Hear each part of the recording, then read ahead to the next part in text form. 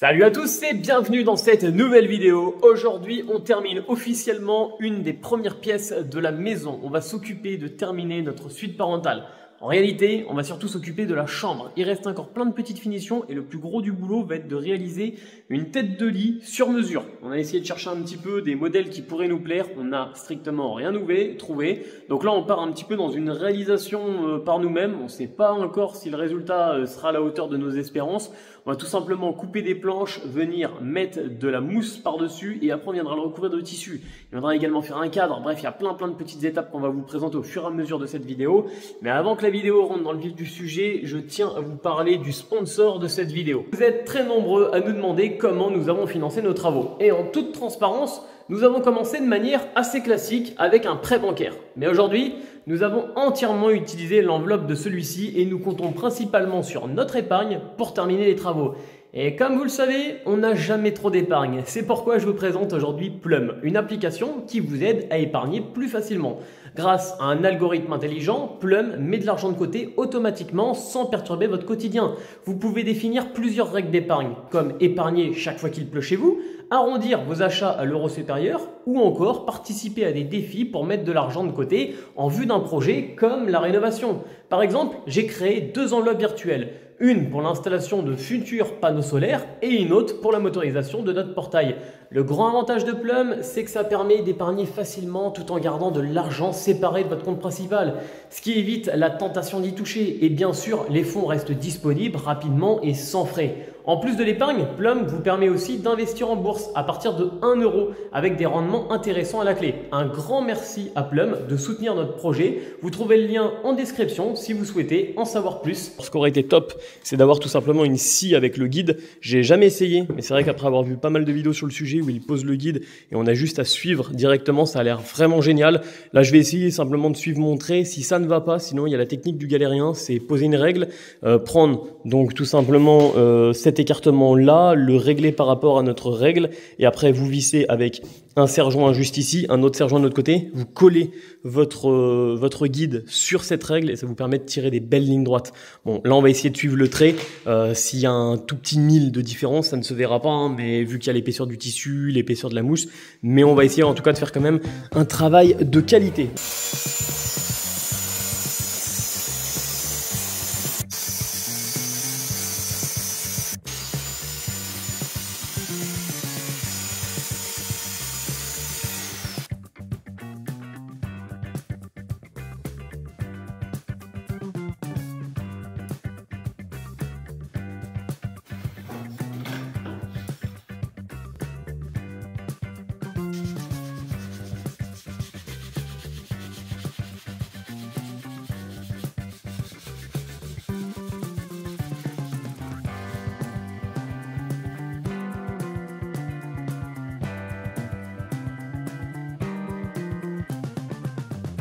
Bon, maintenant qu'on vient de poncer toutes nos planches, on va pouvoir installer la mousse. Alors je suis en train de me poser une question et je pense que je vais avoir la réponse tout seul. Je pense qu'il va falloir coller la mousse. Le top serait peut-être été avec de la colle chaude ou alors non, on achète des tubes de colle. T'en penses quoi, madame? Je sais pas. T'as pas un pistolet à colle? Je crois que si. Hein. Pistolet à colle, la colle chaude, tu veux dire? Oui. Ouais, j'en ai un, mais est-ce que ça aurait pas plus rapide avec une cartouche? Une cartouche avec de la colle néoprène. Pour moi, je pense que ça serait pareil en vrai.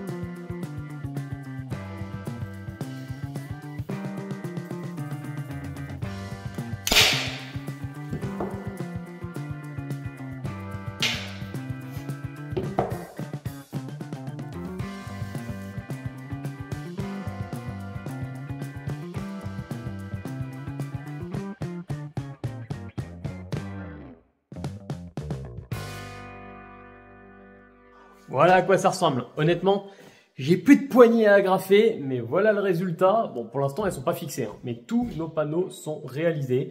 On va pouvoir commencer à les coller, se les installer. Donc là, il va falloir bien tracer et déterminer notre première planche qui va se trouver en plein milieu. Et après, on partira de chaque côté pour pouvoir avoir tout simplement donc que ça sorte du lit. On veut vraiment que ça soit beaucoup plus large que le lit. Enfin, beaucoup plus large. Là, ça fera à peu près 50 cm de plus que le lit. Et à l'intérieur donc de cette tête de lit, on intégrera, du coup, comme j'avais pu vous le dire, les lumières, les prises, les interrupteurs, tous ces petits détails-là. Alors, il faut également qu'on trouve des lumières. Franchement, moi j'aimerais bien des lumières un petit peu comme à l'hôtel, vous savez qu'on peut diriger un petit peu dans tous les sens, je trouve ça plutôt pas mal. Madame est un peu moins fan, on verra ce qu'on va trouver. Donc on est à la recherche de petites lumières, mais déjà on va voir ce que ça donne avec tous les panneaux installés. Sur la partie basse.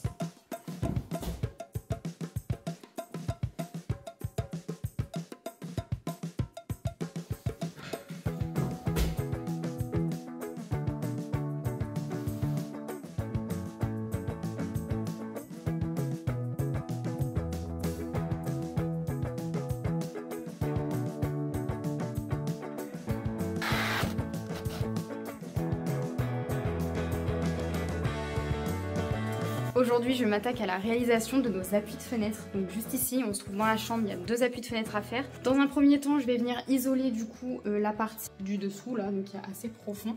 Donc voilà, laine de verre classique. Et après, je vais du coup m'occuper de faire la découpe de la planche en bois et de la poser. Je suis un peu stressée parce qu'il y a des coupes genre un peu en biais, vous voyez. Et je sais pas, les coupes en biais ou les coupes tout court, il y a toujours un truc qui est pas logique, un truc où je me prends la tête et des fois je me complique la vie genre 10 fois trop pour rien. On va essayer de le réaliser seul, j'espère que ça sera bien fait et que Ben sera content, mais en tout cas voilà, on s'attaque à ça aujourd'hui. Donc voilà la planche que j'ai choisie, c'est une planche en pin ou en sapin, enfin je pense que c'est pas la même chose, je sais pas trop en fait, j'ai pris ça dans le magasin. Du coup c'est une planche de 2 mètres, donc j'ai assez pour faire les 2 appuis de fenêtre. Juste Ben m'a expliqué que je devais faire l'appui de fenêtre dans un sens puis dans un autre pour pouvoir avoir la place de faire les 2 dans la même planche. Et heureusement qu'il me l'a dit parce que je pense pas du tout que j'aurais pensé. À mon avis j'aurais fait les 2 dans le même sens et du coup bah ça aurait pas été.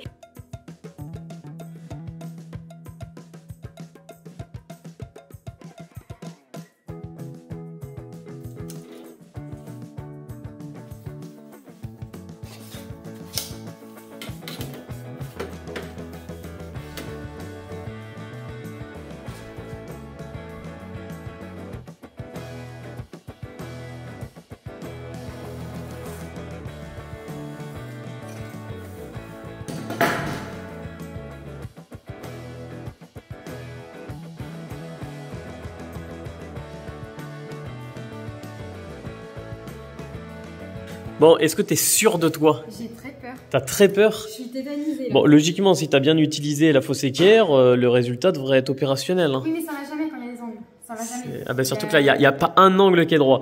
Ah ouais. Du coup, tu découpes et puis bah, je te laisserai, je veux même pas être là le moment où tu essaies.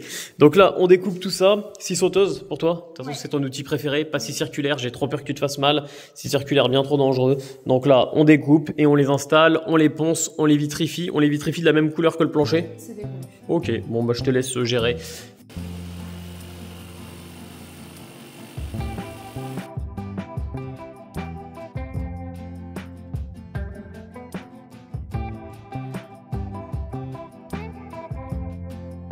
Ça y est, le deuxième est coupé, on va pouvoir aller se le placer juste en dessous des fenêtres pour voir ce que ça donne. Honnêtement, j'ai un petit peu galéré au début parce que j'avais pas changé la lame de la scie sauteuse et elle était vraiment trop endommagée. Là du coup la lame est changée, donc après ça allait beaucoup mieux. Donc c'est parti, on va aller se placer ça pour voir ce que ça donne.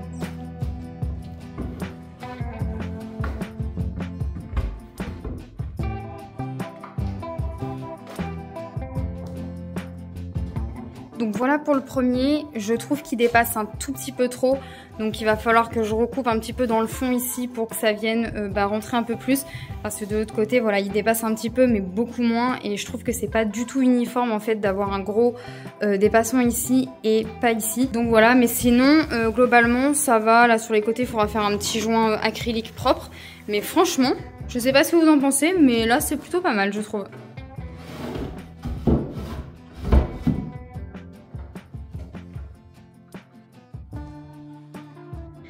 Ça c'est la deuxième planche que j'ai mesurée, mais la première que j'ai coupée. Et regardez, franchement je me suis grave loupée. Là il y a un gros jour entre les deux qui est vraiment trop important. Là-bas ça va pas jusqu'au fond, mais c'est ma faute. En fait quand j'ai coupé, voilà, j'ai suivi le mauvais trait. En fait j'avais 2 traits. C'était celui du haut qu'il fallait suivre et j'ai commencé à couper celui du bas. Donc après j'ai essayé de rattraper l'autre. Mais bon, c'est pas terrible. Après, fort heureusement, il y a un petit débord là que j'avais laissé. Donc ici on est un petit peu limite par contre. Mais là, juste ici, il y a beaucoup plus de débord. Donc est-ce que je peux essayer de rattraper et de faire quelque chose? Je sais pas trop. Je pense que je vais voir avec Ben parce que là, c'est pas top. Bon du coup, Ben n'est pas là. Donc en attendant de pouvoir lui parler de ce petit souci de découpe très mal faite et de trouver une solution avec lui, je vais poncer les planches parce que par la suite, je vais venir les vernir et du coup, il faut les poncer parce qu'elles ont plein de petits éclats de bois qui rebiquent. Du coup, je vais faire ça maintenant en attendant de pouvoir résoudre le problème.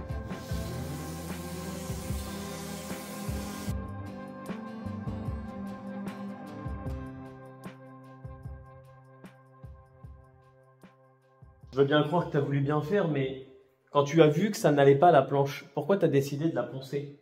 Ben, en fait, c'est que tu as toujours une solution. Non, mais j'ai une solution. Je peux enlever de la matière. Je ne peux pas rajouter de la matière. Tu as toujours une solution à tous les problèmes. Expliquez-lui en commentaire. Elle veut que je rajoute de la matière sur la planche qui est trop mal coupée. Déjà, pourquoi tu t'es loupé là-haut, je ne sais pas. Il n'y a rien de droit, ça va pas du tout. Bon, on a acheté une nouvelle planche et on recommence. Du coup, il faudra poncer l'autre. Faudra poncer l'autre et surtout, il faut refaire une belle découpe bien propre. Donc là, on a été chercher plein de petites baguettes qui vont nous servir à réaliser toutes les finitions donc de la chambre, mais également donc la tête de lit. La tête de lit, elle n'est pas terminée. Hein. D'un premier abord, on pourrait se dire, ok, bon bah vous avez, on a mis tous nos petits trucs de tissu. Mais en réalité, que ce soit sur le dessus et sur les côtés, on va faire un cadre, ce qui va habiller et surtout masquer les défauts donc des planches. Car là, comme on peut le constater, on a l'impression qu'on a des surépaisseurs, on a des endroits où on est un petit peu plus bas. En fait, on n'est pas plus bas ou plus haut. C'est tout simplement l'épaisseur de mousse et le tissu qui donne cet aspect quand on appuie un petit peu sur la mousse, mais c'est la forme, vu que c'est cousu main et qu'on n'est pas très doué peut-être aussi, ça fait un aspect pas très beau. Donc là, on va faire tout un cadre et ça va masquer en fait toutes ces petites différences de hauteur qu'on pourra avoir. Donc tout de suite, on a acheté les baguettes. On les bombe, on les pré-perce, on les installe et la tête de lit sera quasiment terminée. Il ne nous restera plus que les interrupteurs et les petites lumières. On cherche les lumières, on a été voir dans plein de magasins de décoration, on n'a pas encore trouvé notre bonheur, mais en tout cas, on est à la recherche de ça.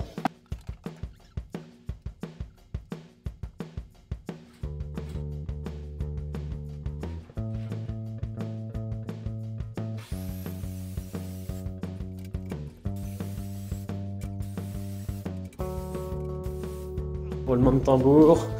Est-ce que ça y va? Du premier coup.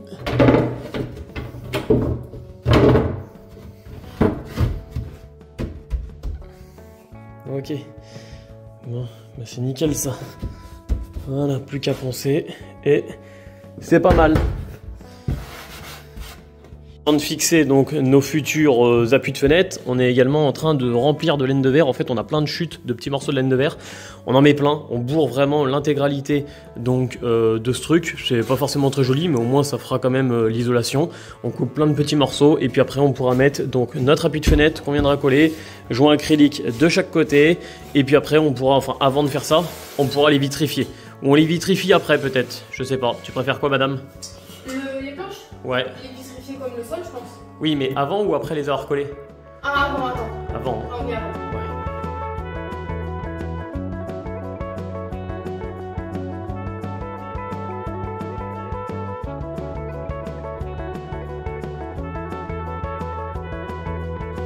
Ouais. Et maintenant que c'est peint, on peut passer à l'installation. Tac. Tac, tac, tac. Voilà. Ça rentre plutôt bien, on va le coller et ça fait un petit truc plutôt sympa, je trouve.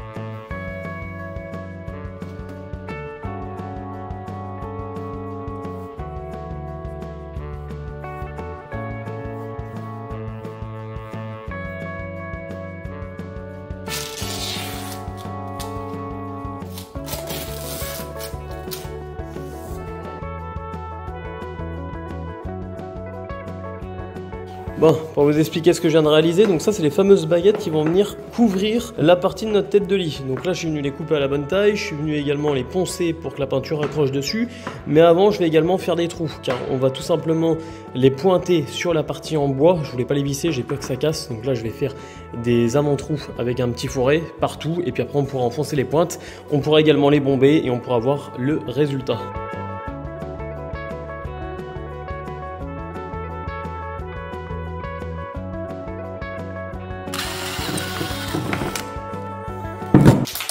Bon, pour la couleur, on a choisi du or clair qui ressemble tout simplement un petit peu à nos interrupteurs et nos prises qui sont plus tirés sur du laiton doré.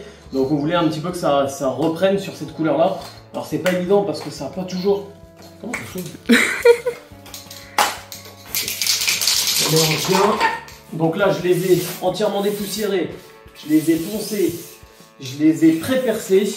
Maintenant on va pouvoir les peindre. Donc on va y aller gentil.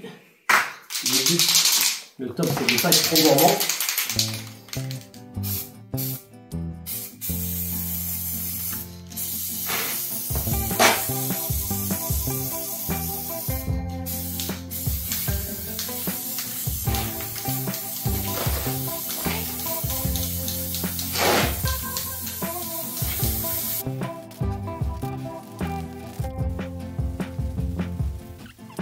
Bon, on va pouvoir installer notre première baguette et voir un petit peu le résultat. Alors là, j'ai acheté des petites pointes. On va essayer directement de le fixer comme ceci et le but, ça va être que ça habille. Alors, je suis un petit peu déçu de la finition que ça offre avec la peinture. Ça fait un peu un aspect pas beau. Voilà, on va dire les termes, c'est pas très joli, mais on va voir une fois que ça sera séché. Alors, c'est sec, hein, mais vraiment que ça sera nickel. Voilà, là, on a notre première pointe et là, je vais faire ça en fait. Sur le dessus, sur le côté, j'ai fait mes traits troncs comme vous avez pu le voir. Et là, juste celui-ci que je ne vais pas enfoncer à fond.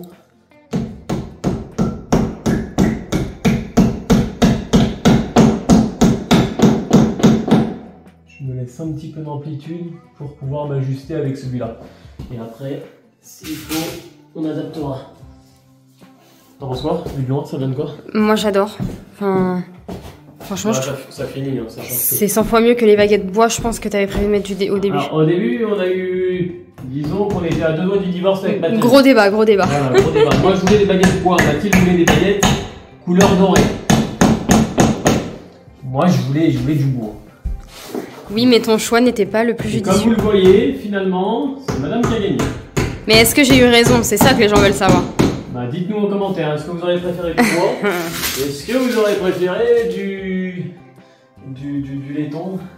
Mais toi, tu préfères quoi, toi? Moi, je préférais du bois. Non, mais c'est mieux, là. Non, j'aime bien le bois. Non.